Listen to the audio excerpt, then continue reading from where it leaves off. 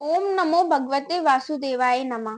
तो दोस्तों, आज हम जानेंगे कि भगवान विष्णु के भक्त गरीब और भगवान शिव के भक्त अमीर क्यों होते हैं, और जानेंगे भगवान शंकर और बकासुर की कथा के बारे में। यह कथा श्रीमद् भागवत पुराण से ली गई है। एक बार राजा परीक्षित ने सुखदेव जी से पूछा, भगवान शंकर ने समस्त भोगों का परित्याग कर रखा है, परंतु देखा यह जाता है कि जो देवता, असुर अथवा मनुष्य उनकी उपासना करते हैं, वे प्राय धनी और भोग संपन्न हो जाते हैं। और भगवान विष्णु लक्ष्मीपति हैं, परंतु उनकी उपासना करने वाला प्राय धनी और भोग संपन्न नहीं होते। दोनों प्रभु त्याग और भोग की दृष्टि से एक दूसरे से विरुद्ध स्वभाव वाले हैं, परंतु उनके उपासकों को उनके स्वरूपों के विपरीत फल मिलता है।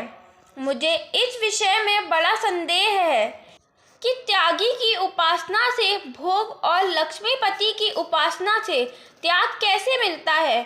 मैं आपसे यह जानना चाहता हूँ। श्री सुखदेव जी कहते हैं, परीक्षित, शिव जी सदा अपनी शक्ति से युक्त रहते हैं। वे सत्व आदि गुणों से युक्त तथा अहंकार के अधिष्ठाता हैं। अहंकार के 3 भेद हैं, वैकारिक, तेजस और तामस।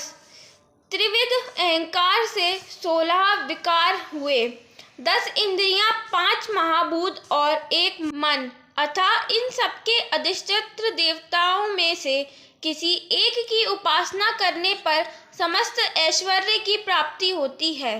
परंतु परीक्षित, भगवान श्री हरि तो एक प्रकृति से परे स्वयं पुरुषोत्तम एवं प्राकृतिक गुण रहित हैं। धर्मराज युधिष्ठिर अश्वमेध यज्ञ कर चुके, तब भगवान से विविध प्रकार के धर्म का वर्णन सुनते समय उन्होंने भी यह प्रश्न किया था, परीक्षित, भगवान श्री कृष्ण सर्वशक्तिमान परमेश्वर है। मनुष्यों के कल्याण के लिए ही उन्होंने यदुवंश में अवतार धारण किया था। राजा युधिष्ठिर का प्रश्न सुनकर और उनकी सुनने की इच्छा देख उन्होंने प्रसन्नता पूर्वक इस प्रकार उत्तर दिया। भगवान श्री कृष्ण कहने लगे, राजन, जिस पर मैं कृपा करता हूँ उसका सब धन धीरे धीरे छीन लेता हूँ। जब वह निर्धन हो जाता है तब उसके सगे संबंधी उसके दुख की परवाह न करके उसे छोड़ देते हैं। फिर वह धन के लिए प्रयत्न करने लगता है, तब मैं उसका वह प्रयत्न भी निष्फल कर देता हूँ। इस प्रकार बार बार असफल होने के कारण जब धन कमाने से उसका मन विरक्त हो जाता है, उसे दुख समझकर वह उधर से अपना मुंह मोड़ लेता है और मेरे प्रेमी भक्तों का आश्रय लेकर उनसे मेल जोल करता है। तब मैं उस पर अपनी अहेतुक कृपा की वर्षा करता हूँ। मेरी कृपा से उसे परम आनंद पर ब्रह्म की प्राप्ति हो जाती है। इस प्रकार मेरी प्रसन्नता से मेरी आराधना बहुत कठिन है। इसी से साधारण लोग मुझे छोड़ मेरे ही दूसरे रूप आशुतोष की पूजा करते हैं। वे झटपट पिघल पड़ते हैं और अपने भक्तों को साम्राज्य लक्ष्मी दे देते हैं। उसे पाकर वे प्रमादी और उन्मत्त हो उठते हैं और अपने वरदाता देवताओं को भी भूल जाते हैं तथा उनका तिरस्कार कर बैठते हैं।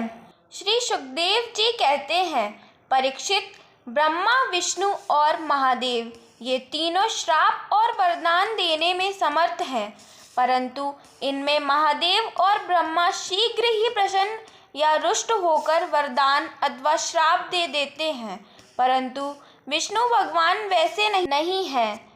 भगवान शंकर इतने भोले हैं कि वह शीघ्र प्रसन्न हो जाते हैं। एक बार भगवान शंकर बकासुर को वर देकर संकट में पड़ गए थे। बकासुर शकुनी का पुत्र था। उसकी बुद्धि बहुत बिगड़ी हुई थी। एक दिन कहीं जाते समय उसने देवश्री नारद को देख लिया और उनसे पूछा कि 3 देवताओं में झटपट प्रसन्न होने वाला कौन है। देवश्री नारद कहने लगे, तुम भगवान शंकर की आराधना करो, इससे तुम्हारा मनोरथ बहुत जल्दी पूरा हो जाएगा। वे थोड़े ही गुणों से शीघ्र प्रसन्न हो जाते हैं और थोड़े ही अपराध से तुरंत क्रोध कर बैठते हैं। रावण और बाणासुर ने केवल बंदीजनों के समान शंकर जी के कुछ स्तुतियां की थी। इससे वे उन पर प्रसन्न हो गए और उन्होंने ढेर सारा ऐश्वर्य दे दिया। बाद में रावण के कैलाश उठाने और बाणासुर के नगरी की रक्षा का भार लेने से वे उनके लिए संकट में भी पड़ गए थे। नारद जी से उपदेश पाकर वृकासुर केदार क्षेत्र में गया और अग्नि को भगवान शंकर का मुख मानकर अपने शरीर का मांस काट काट कर उसमें हवन करने लगा। इस प्रकार 6 दिन तक उपासना करने पर भी जब उसे भगवान शंकर के दर्शन न हुए तब उसे बड़ा दुख हुआ। 7वें दिन केदार तीर्थ में स्नान करके उसने अपने भीगे बाल वाले मस्तक को कुल्हाड़ से काटकर हवन करना चाहा।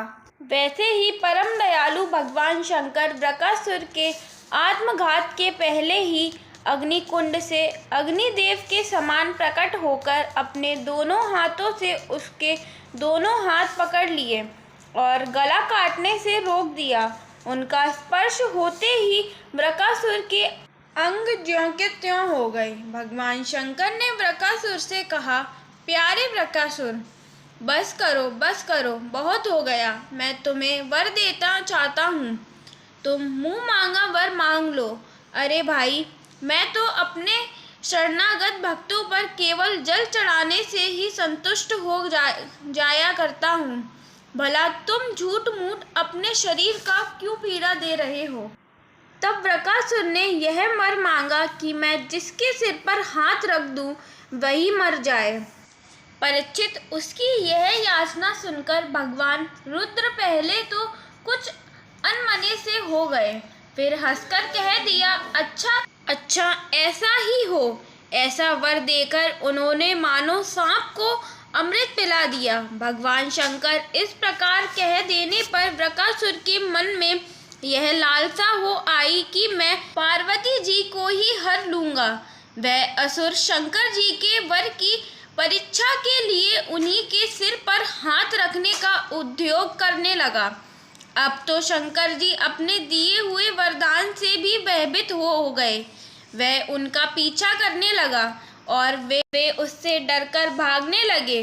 वे पृथ्वी, स्वर्ग और दिशाओं के अंत तक दौड़ते गए, परंतु फिर भी उससे पीछा करते देखकर उत्तर की ओर बढ़े।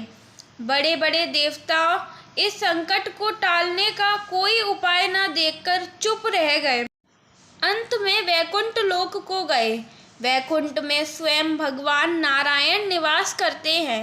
एकमात्र वे ही उन सन्यासियों की परम गति हैं जो सारे जगत को अभय दान करने संत भाव में स्थित हो गए हैं। वैकुंठ में जाकर जीव को फिर लौटना नहीं पड़ता।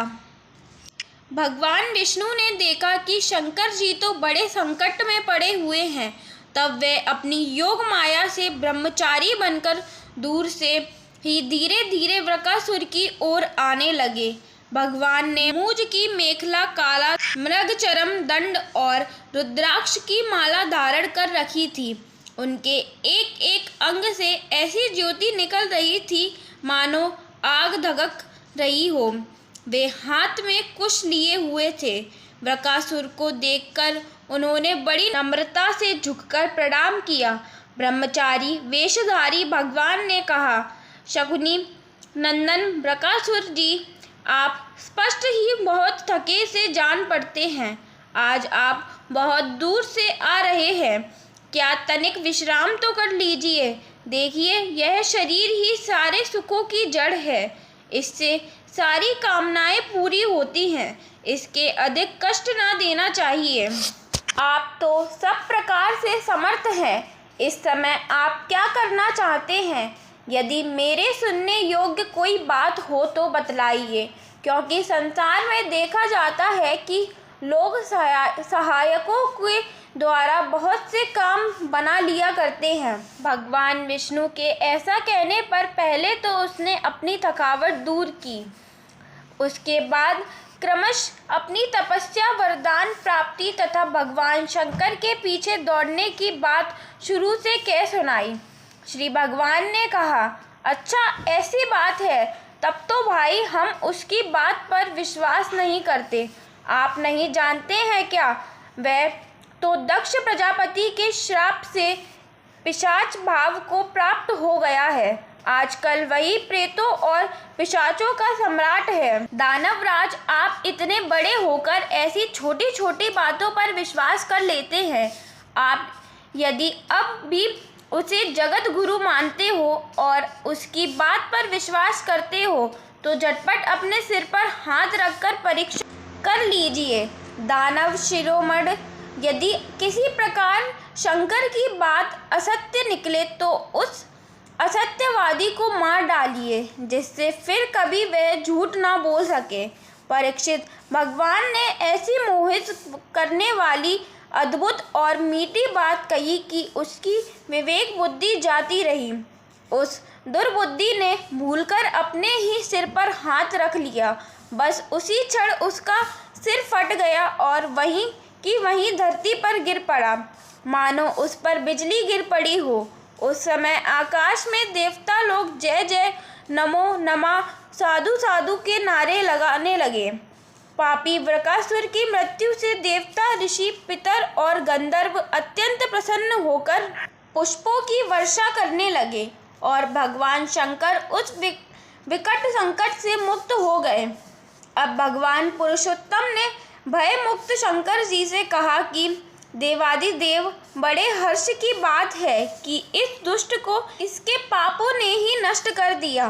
परमेश्वर, भला ऐसा कौन प्राणी है जो महापुरुषों का अपराध करके कुशल से रह सके? फिर स्वयं जगत गुरु विश्वेश्वर आपका अपराध करके तो कोई सकुशल रह ही कैसे सकता है? भगवान अनंत शक्तियों के समुद्र हैं। उनकी एक एक शक्ति मन और वाणी की सीमा के परे है।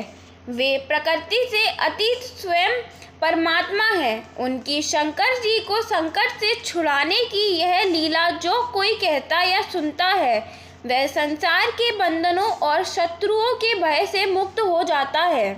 भगवान शंकर अति शीघ्र प्रसन्न हो जाते हैं और अपने भक्तों को मनवांछित वर दे देते हैं, जिससे उनके भक्तों को धन और लक्ष्मी की प्राप्ति होती है। वहीं भगवान विष्णु अपने भक्तों की मोह माया से दूर रख के मोक्ष की ओर ले जाते हैं। अगर आपको यह वीडियो पसंद आई हो तो कमेंट में ज़रूर बताइएगा, और अगर आपको पुराणों से संबंधित किसी बात को जानना है तो हमें कमेंट में बताइए। आप सभी का वीडियो सुनने के लिए धन्यवाद। इस वीडियो को अधिक से अधिक प्यार दीजिएगा और इस वीडियो को लाइक, सब्सक्राइब, शेयर ज़रूर कीजिएगा। ओम नमो भगवते वासुदेवाय। जय श्री हरि, जय भोलेनाथ की।